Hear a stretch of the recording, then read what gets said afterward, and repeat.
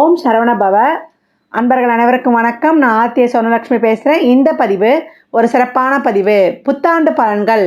அன்பர்கள் அனைவருக்கும் என் மனமார்ந்த இனிய புத்தாண்டு தின நல்வாழ்த்துக்கள். வருகின்ற 2024 12 ராசிக்கும் எப்படிப்பட்ட சிறப்பான நிகழ்வுகள் நடக்கவிருக்குது என்பதை துல்லியமான பதிவுகளாக 12 பதிவுகளாக காணவிருக்கிறோம். வள்ளலாக திருச்செந்தூரில் வீற்றிருக்கும் முருகப்பெருமானின் பொற்பாத கமலங்களையும் என் அன்னை வாராகியின் தாழ் பணிந்தும் எனது குருநாதரை வணங்கியும் 12 ராசிக்கும் இந்த வருடம் இருக்கக்கூடிய கிரகங்களின் பெயர்ச்சியை வைத்து, ஏன்னா ராகுகேது ஏற்கனவே பயிற்சி ஆயிட்டாங்க, நமக்கு சனியும் பயிற்சி ஆயிட்டாரு. இந்த வருடம் குரு பயிற்சி மட்டும்தான் நமக்கு இருக்க போகுது. அவர் 23, 24ன்னு 2 கட்டம் பயணிக்க போகிறாரு. இந்த கோள்களின் நிலையை வைத்து இவங்க தான் 4 பேர். இந்த 4 பேர் என்ன சொல்ல போகிறாங்க, எப்படி இவங்க செயல்பட போகிறாங்க என்பதை வைத்து தான் நம்மளுக்கு ஒரு வருடம் பலன் எடுக்கிறோம். மாத கிரகங்கள் இந்த பலனோடு சேர்த்து நம்மளுக்கு கை கோத்து கொள்வாங்க, கொடுக்கறதுக்கு அவங்களும் உதவி புரிவாங்கன்னு சொல்லலாம். 12 ராசிக்காரர்களும் இந்த வருடம் எப்படி நீங்கள் ஃபீஸ்ஃபுல்லாக எடுத்துகிட்டு போகலாம் என்பதற்கு இந்த பதிவு உங்களுக்கு உறுதுணையாக இருக்கும் அப்படின்னு சொல்லலாம். பதிவினை முழுமையாக கேளுங்க. இதில் சொல்லியிருக்கின்ற அனைத்து விதமான செயல்பாடுகளையும் பின்பற்றி உங்கள் வாழ்நாளை வளமாக்கி கொள்ளுங்கள்.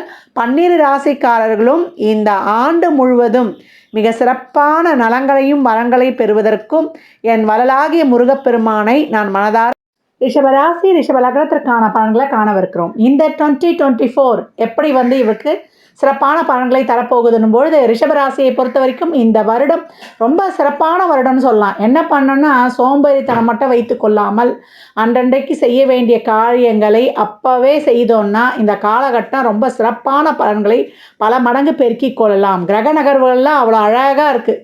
தொழிலை பொறுத்த வரைக்கும் உங்களுக்கு எந்த ஒரு தடை பிரச்சனை எதுவும் இல்லை, இருந்தாலும் அதெல்லாம் தீர்ந்துடும்.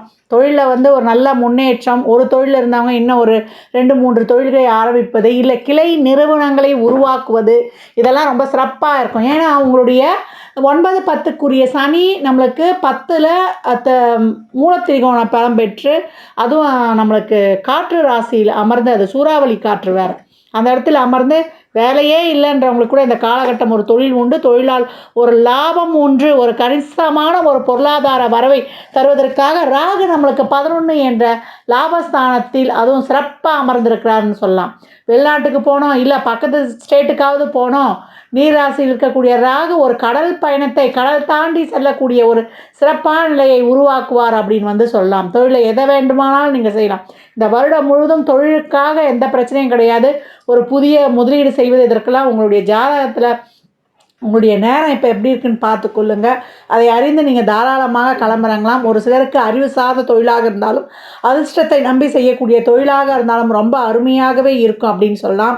குருவானவர் இந்த காலகட்டம் 2024 ஏப்ரல் வரைக்கும் நம்மளுக்கு 12 என்ற விரயஸ்தானத்திலும், அதற்கு பிற்பாடு நம்மளுக்கு ராசிலையுமே லக்னத்திலையுமே அமர்ந்துடுவார். இந்த காலகட்டம் எப்படி இருக்கும், ஃபஸ்ட் ஹாஃபில் நம்மளுக்கு கொஞ்சம் செலவுகள் இதெல்லாம் இருந்தாலும் நல்ல முதலீடுகள் செய்து கொள்ளணும் அப்படின்னு சொல்லியாச்சு. நம்ம கையில் இருக்கிற போலேயே இருக்கணும். லிக்விட் கேஷாக இல்லாமல் ஒரு இடத்துலையோ, இல்லை ஒரு நகையிலையோ, இல்லை நம்ம ஒரு ஃபிக்ஸடு போட்டுக்கொள்வதிலையோ அப்படின்றத மாதிரி நம்ம செய்து கொள்ளலாம். ஒரு வீடு வாங்குவது, ஒரு வண்டி வாகனங்கள் நல்ல ஒரு பிராண்டட் ஐட்டமாக வாங்குவது, இதெல்லாம் ரொம்ப சிறப்பாகவே இருக்கும். குரு இந்த பக்கம் வந்தவுடனே உங்களுக்கு ராசி லக்னத்துக்கு வந்தவுடனே நிறைய கோபம் வரும், உள்ளுக்குள்ளேயே அடக்கி கொள்ளுவீங்க. அதே போல் இந்த காலகட்டம் கோபத்தை வெளிக்காட்ட இயலாத அளவுக்கு நம்ம வைத்துக்கொள்வதும் ரொம்ப சிறப்பு. கோபம் வராமல் இருந்தாலும் நம்ம உடலுக்கும் நல்லது அப்படின்னு சொல்லியாச்சு. பெண்களை பொறுத்த வரைக்கும் சரி, ஆணாக இருந்தாலும் பெண்களாக இருந்தாலும் கொஞ்சம் உங்களுடைய மனநிலையை மட்டும் சீராக வச்சுக்கோங்க. எல்லா காரியமும் ரொம்ப சிறப்பாக இருந்தாலும் கூட உங்களுடைய மனநிலை அப்படியே வேவரிங் மைண்டாகவே இருக்கும். ஒரு மூட் ஸ்விங்கை மட்டும் தவிர்த்து கொள்வது சிறப்பு. இதற்கு இறை வழிபாடை வைத்துக்கொள்ளலாம். வாராகி அம்மன் வழிபாடு செய்வது, இல்லை விநாயகர் வழிபாடு செய்வதெல்லாம் ரொம்ப சிறப்பான பலனை தரும்னு சொல்லியிருக்கேன். நாக யக்னோபவீத கணபதின்னு சொல்லிட்டு, ஏன்னா அந்த பாம்பை பெல்ட்டாக போட்டுக்கொள்கிற வயிற்றில் கட்டி இருப்பாங்க பழைய காலத்தில் இருக்கிற அந்த ஆலயங்கள்லாம் பார்த்திங்கன்னா, அந்த மாதிரி இருக்கக்கூடிய விநாயகரை வழிபடுவது ரொம்ப சிறப்பு. நம்மளுக்கு சென்னையில் இருந்தீங்கன்னா மீனம்பாக்கத்தில் இருக்கக்கூடிய திரிசூலம், அடுத்து இருக்கக்கூடிய திரிசூலத்தில் இருக்கக்கூடிய திரிசூலநாதர், நம்மளுக்கு திரிபுர சுந்தரி அம்பாளை சந்நிதியில் இருக்கக்கூடிய விநாயகர், நம்மளுக்கு பூணூலாகவே நம்ம நாகத்தை தடுத்து இருக்கக்கூடியவர், அந்த விநாயகரை வழிபடுவது ரொம்ப சிறப்பு. அருகே இருந்தீங்கன்னா அந்த ஆலயம் சென்று வழிபடுவது ரொம்ப சிறப்புன்னு சொல்லியாச்சு. இந்த காலகட்டம் உங்களுக்கு அனைத்து விதமான பலன்களுமே ரொம்ப சிறப்பாக இருக்கும். குழந்தைகள் நலன் சார்ந்த விஷயமாக இருந்தாலும், இல்லை குழந்தை பிறப்பு அதில் இருக்கக்கூடிய தடை தாமதங்கள்லாம் நீங்கும். ஒரு சிலருக்கு வந்து கேது 5ல் இருக்கிறார் இந்த காலகட்டம். ஒரு நல்ல மருத்துவம் கிடைக்கும். ஒரு மாற்று மருத்துவத்தின் மூலம் மருத்துவம் மட்டும் அல்லாமல் உங்கள் உணவு பழக்கவழக்கங்கள் ரொம்ப சிறப்பாக இருந்துக்கணும். இந்த காலகட்டம் வந்து அஸ்வினி மகம் மூலம் வரக்கூடிய நட்சத்திர நாட்களில் நீங்கள் குழந்தை பிறப்புக்கான ஒரு முயற்சி செய்யும்பொழுது உங்களுக்கு ரொம்ப சிறப்பாக இருக்கும். இந்த குழந்தை பிறப்புலாம் தடைபடுது, ராகு கேதுக்கெலாம் இருக்கிறாங்க அந்த ஸ்தானத்தில் அப்படின்னு இருந்தீங்கன்னா, இந்த ராகுடைய நட்சத்திரமான சுவாதி, சதயம், திருவாதிரையிலையும் இந்த கேதுவின் நட்சத்திரமான அஸ்வினி மகம் மூல நாட்களில் நீங்கள் குழந்தை பிறப்புக்கான முயற்சிகளை செய்யும்போது ரொம்ப சிறப்பாக இருக்கும். அந்த கடைசி 24 நிமிடம் இன்னும் பவர்ஃபுல்லாக வேலை செஞ்சிடும். இது யாரும் அவ்வளோ சீக்கிரம் வெளியே சொல்ல மாட்டாங்க. அவ்வளோ ஒரு சிறப்பான ஒரு விஷயம். இதை வந்து நீங்கள் கேட்டு பயன்பெறணுன்றதை வந்து இங்கே வந்து பதிவிட்டு கொள்கிறேன் அப்படின்னு சொல்லலாம். இந்த காலகட்டம் உணவு பழக்க வழக்கங்கள்னும்போது பாரம்பரிய உணவு வகைகளை எடுத்துக்கொள்ளணும். நம்ம கம்பு, கேழ்வரகு இதெல்லாம் போட்டு ஒரு சத்துக்கஞ்சி அரைத்துக்கொள்வது, சிறு தானியங்களை எடுத்துக்கொள்வது, ஸ்பைசி ஃபுட்ஸ் இதெல்லாம் வந்து இந்த மன சார்ந்த விஷயங்களையும் கொஞ்சம் அதிகப்படுத்திடும். அப்படின்றனால காரத்தை குறைத்து சாப்பிட்டுக்கொள்ளணும். அடிக்கடி வார்ம் வாட்டர் குடிப்பது உடலுக்கு ரொம்ப சிறப்பு அப்படின்னு வந்து சொல்லியாச்சு. இந்த காலகட்டம் அரசியல், அரசாங்கத்துறையில் இருப்பவர்களுக்கெல்லாம் ரொம்ப சிறப்பாகவே இருக்கும். உங்களுக்காக ஒரு நல்ல பதவிகள்லாம் வந்து கிடைப்பது இதெல்லாம் ரொம்ப சிறப்பாகவே இருக்கும். குரு இந்த பக்கம் வந்த பிறகு திருமணம் சார்ந்த விஷயத்துக்குலாம் ரொம்ப கை கொடுக்கும். இனம், மதம், மொழி தாண்டி காதல் உருவாகும். பெற்றோருடைய சம்மதம் கிடைக்கும். லவ்வில் இருந்தவங்களுக்குலாம் இப்போ ரொம்ப நல்லா அருமையான காலகட்டம் அப்படின்னு வந்து சொல்லலாம். திருமணம் நீண்ட காலமாக தடைபடுது. ஏன்னா சனியுடைய பார்வை 7ஆம் இடத்துக்கு விழும். இந்த காலகட்டம் வரக்கூடிய காலத்தில் ஒரு சிலருக்கு தோற்றத்திலேயாவது வயதிலேயாவது கொஞ்சம் கூட இருக்கிற மாதிரி அமையும். அந்த மாதிரி இருந்தால் தாராளமாக நீங்கள் வந்து அதை ஃபிக்ஸ் பண்ணி கொண்டுடுங்க. வேறு ஜாதி மதம் இருந்தாலும் பரவாயில்ல. தடைப்பட்டு கொண்டிருக்கிறவங்க ரொம்பலாம் பார்த்துக்கிட்டு இருக்கக்கூடாது.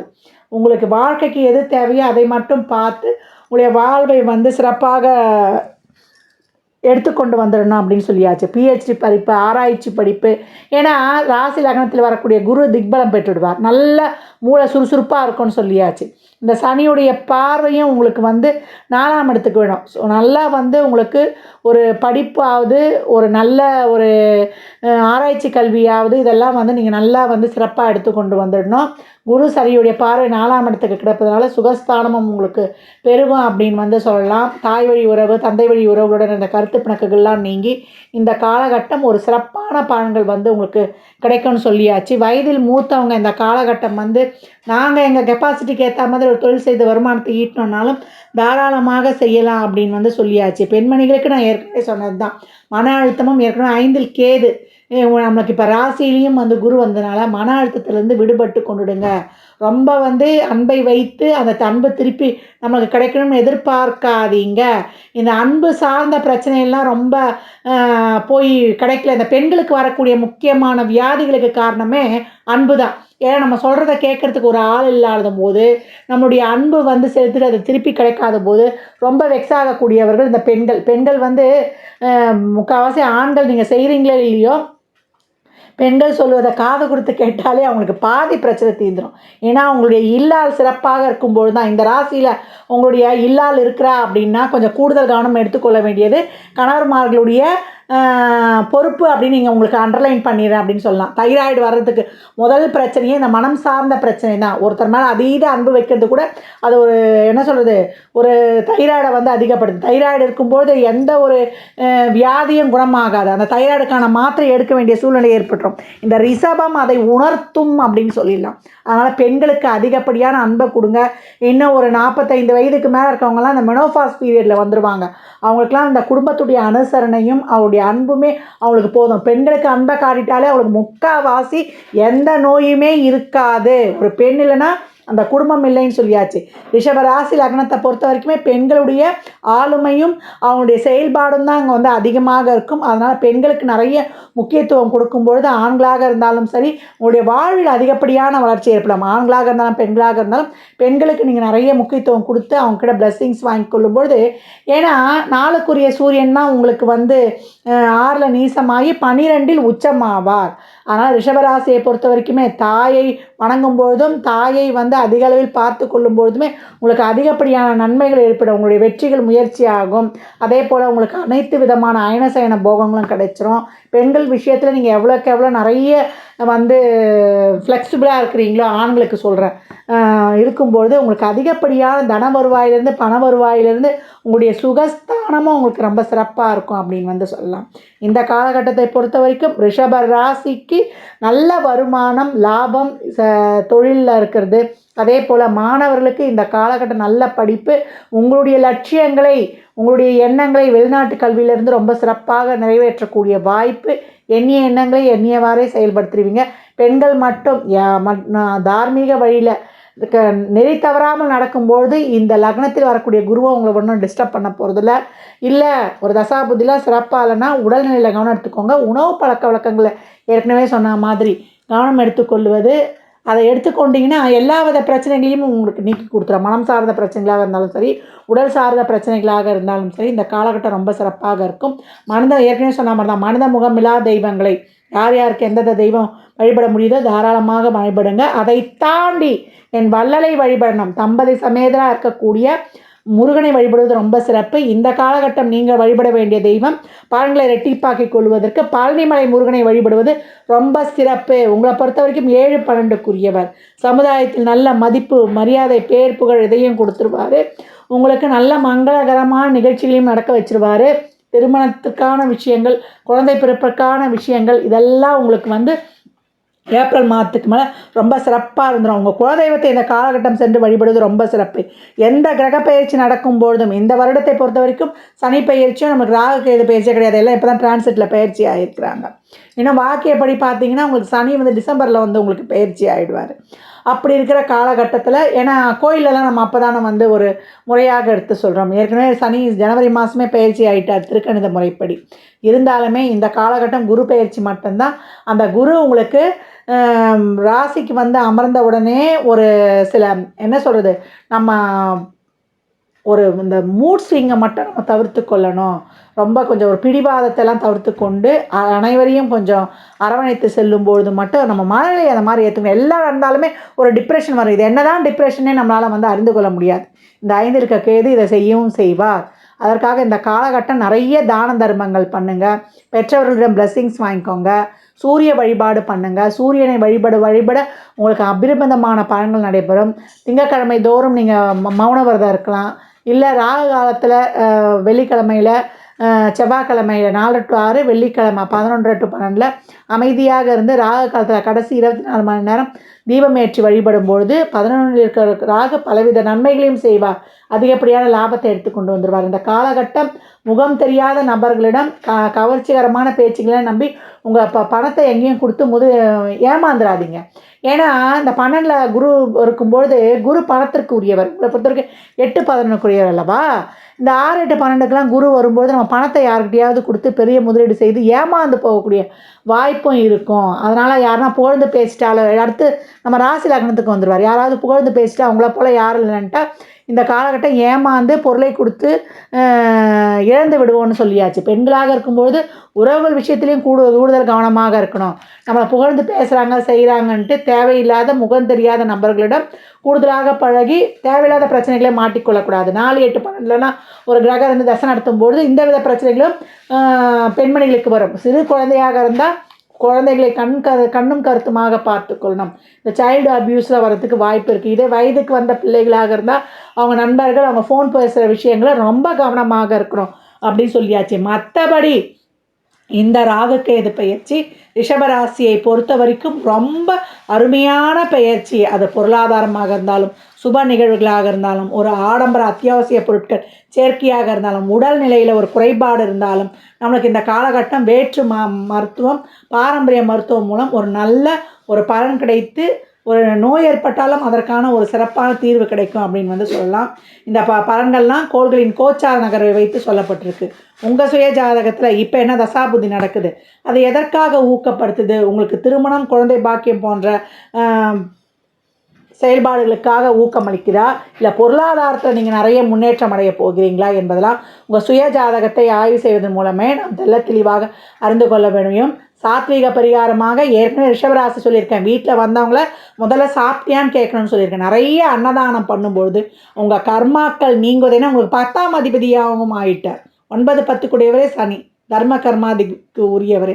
அதனால் இந்த காலகட்டம் நீங்கள் உங்களுக்கு அதிகப்படியான உங்களுடைய சேமிப்பாக இருந்தாலும் சரி, உங்களுடைய பொருளாதார வரவாக இருந்தாலும் சரி, உங்கள் கையிலேயே இருக்கிற மாதிரி பார்த்துக்கோங்க. நிறைய தான தர்மம் பண்ணுங்கள். நிறைய தான தர்மம் பண்ணும்பொழுது இந்த 11ல் இருக்கக்கூடிய ராகு கொடுக்கக்கூடிய அதிகப்படியான பலன்களை நீங்கள் முழுமையாக பெற்றுக்கொள்வீங்க.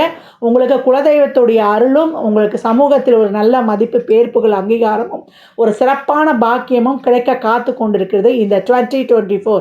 இந்த 2024 ரிஷபராசியை பொறுத்த வரைக்கும் ஒரு பொற்காலமே அப்படின்னு சொல்லலாம். ஜாதகம் பார்க்க விரும்பும் அன்பர்கள் இந்த எண்ணிற்கு ஒரு மெசேஜ் செய்யுங்க. தங்களுக்கான விவரங்கள் அளிக்கப்படும். அப்பாயின்மெண்ட் பெற்றுக்கொள்ளலாம்.